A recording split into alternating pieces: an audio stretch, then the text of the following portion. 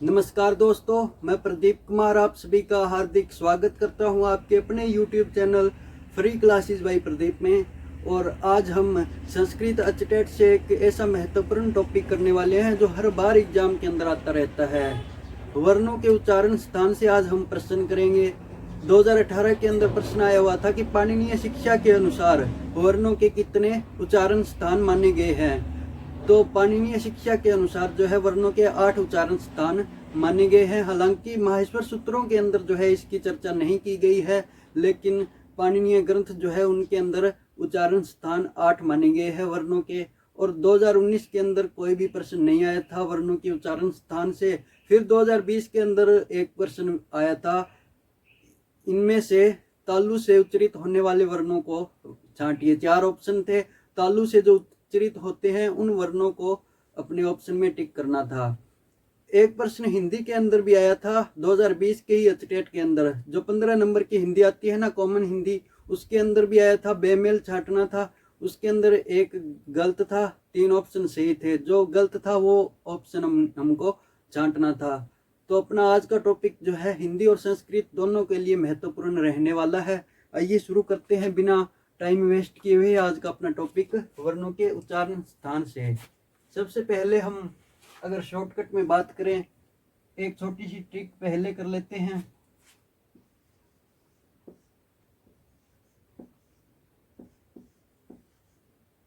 कचट तप,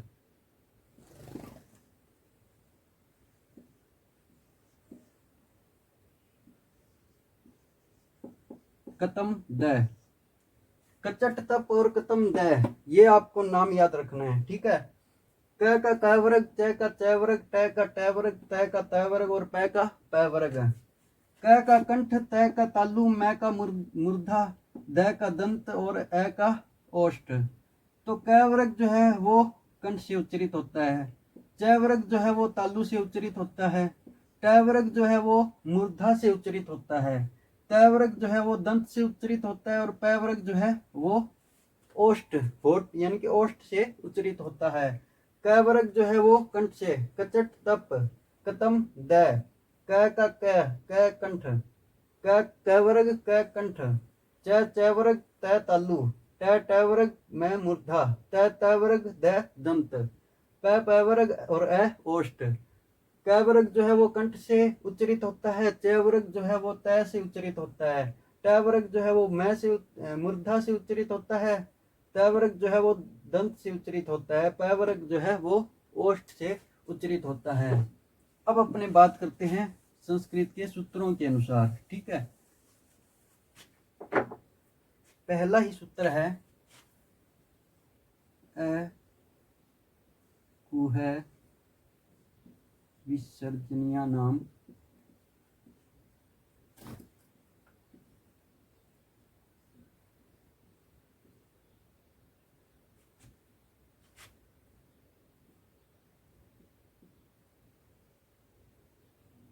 कंठ, ठीक है। इसमें क्या समझना, अब ए का मतलब होता है ए या फिर आ, ठीक है, ये दोनों। फिर कु का, ये जो है कु, चू, टू, तू और पू। अगर कु आए ना तो कु का क वर्ग होता है पूरा का पूरा, क वर्ग यानी क ख ग घ ng। चू आए तो वहां पर च वर्ग होगा, च छ ज झ झ इ। टू का त वर्ग होगा और तू का त वर्ग, पू का प वर्ग।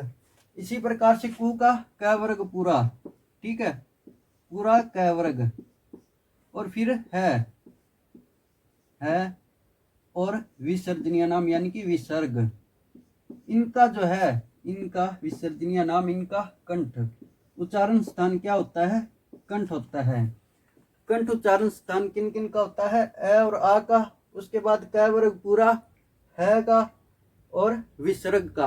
इनका जो है, इन वर्णों का उच्चारण स्थान क्या होता है, कंठ होता है। कंठ किन का उच्चारण स्थान होता है, ए और आ का, फिर क वर्ग पूरा, क ख ग घ ng। पहले बताया था ना अपने कचट तप के अंदर कतम द, कचट तप के क वर्ग का, कतम द में क कंठ। क का कंठ यहाँ पर आ गया, ये सूत्र के अंदर भी कंठ।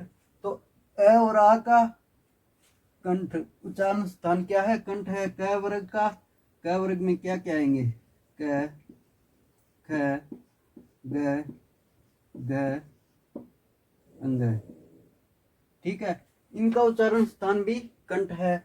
उसके बाद है का भी कंठ है उच्चारण स्थान, और विसर्ग का भी उच्चारण स्थान कंठ होता है।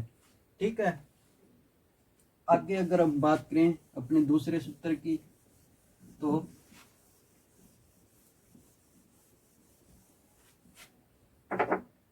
इच्चु यशा नाम, ई चु ये शा नाम, इच्चु यशा नाम तालु।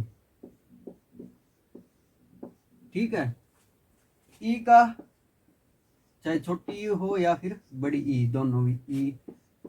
चू का च वर्ग हो जाएगा, ये का ये, और श शलगम वाला, इनका जो है उच्चारण स्थान क्या होता है? तालु। ठीक है, छोटी ई और बड़ी ई, ये दोनों च वर्ग पूरा च छ ज झ ई है, और यह फिर श, इनका जो है उच्चारण स्थान होता है तालु। इनका उच्चारण स्थान क्या होता है? तालु। छोटी बड़ी ई, च वर्ग पूरा, यह का और श का उच्चारण स्थान क्या होता है? तालु। इसके बाद अगर हम बात करें अगले सूत्र की,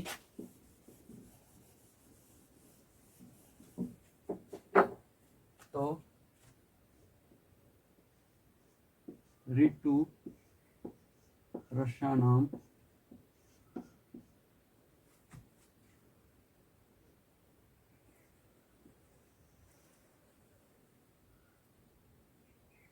मूर्धा। ठीक है, री ट वर्ग, टू का ट वर्ग पूरा, फिर र, और फिर श, इनका उच्चारण स्थान होता है मूर्धा।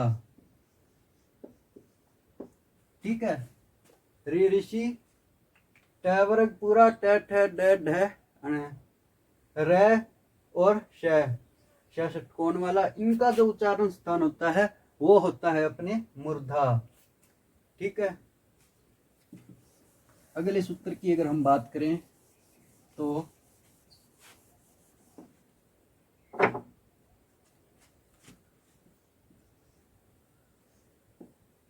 लरी तू लसा नाम दंत। ठीक है, लरी का तू का तय वर्ग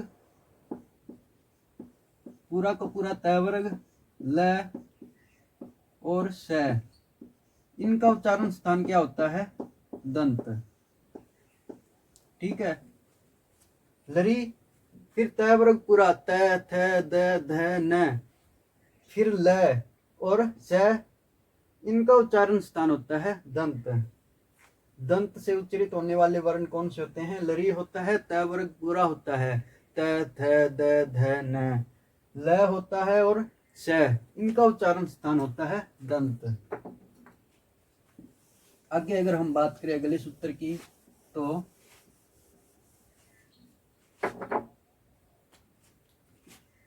उ उ प ध म या नाम ओष्ठो।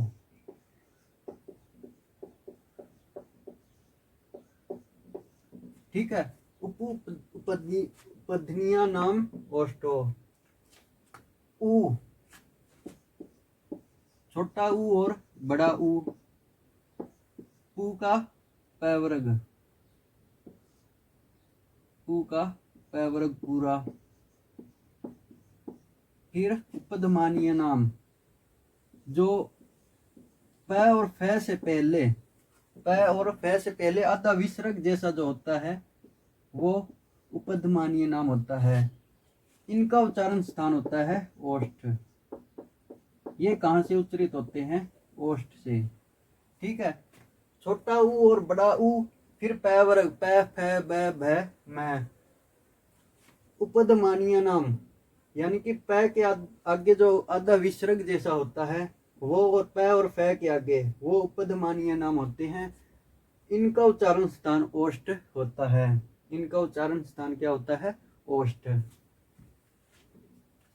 आगे अगर हम बात करें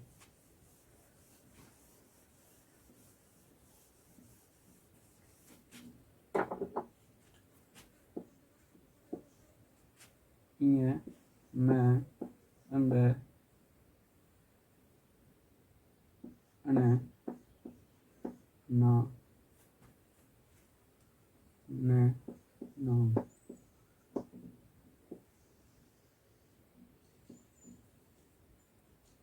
नासिका च।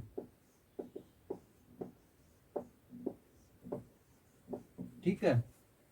ये मैं अंग न नाम यानी कि इनका नासिका च नाक से भी होता है। ये मैं अंग अण न। ठीक है। ये पंचम वर्ण आ गए। क वर्ग का पंचम अंग है, च वर्ग का ये, ट वर्ग का पांचवा अण, त वर्ग का पांचवा न, और प वर्ग का पांचवा मैं। इनका नाक से भी होता है। और किससे होता है? अब मान लीजिए क वर्ग के अंदर जो है अंग है, तो इसका कंठ से तो होता ही होता है, साथ में नासिका से भी होता है, यानी कि नाक से भी होता है और कंठ से भी होता है। नासिका च, नाक से भी होता है और कंठ से भी होता है। इसी प्रकार से च वर्ग मान लीजिए तालु से बोला जाता है, तो च वर्ग में क्या है? ये इसका उच्चारण स्थान तालु से तो होता ही होता है, साथ में नाक से भी होता है। इसी तरह से ट वर्ग, ट वर्ग जो है मूर्धा से बोला जाता है। तो अण का उच्चारण स्थान मूर्धा तो होगा ही होगा, साथ में जो है नासिका से भी बोला जाता है। उच्चारण स्थान नाक भी होता है अण का, और मूर्धा भी होता है। इसी प्रकार से तय का उच्चारण स्थान जो है दंत से तो होता ही होता है, न का, तय वर्ग के अंदर आता है ना पांचवा वर्ण, तो न का दंत से तो होता ही होता है, साथ में नाक से भी होता है। इसी प्रकार से पै वर्ग जो है ओष्ठ से होता है, तो मैं भी ओष्ठ से तो होता ही होता है, और साथ में नासिका से भी उच्चारण उच्चरित होता है ये मैं। इसके आगे अगर हम बात करें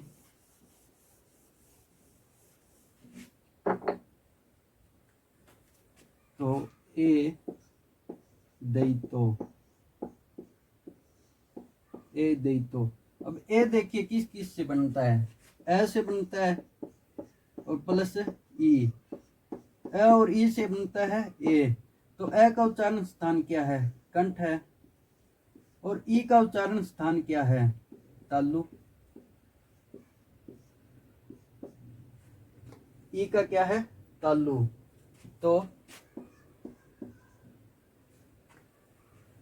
यहां पर क्या होगा? कंठ तालु।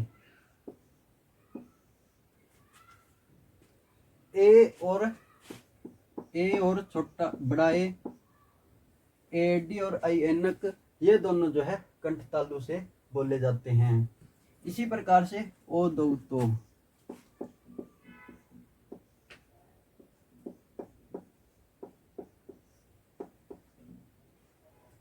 कंठोष्टम।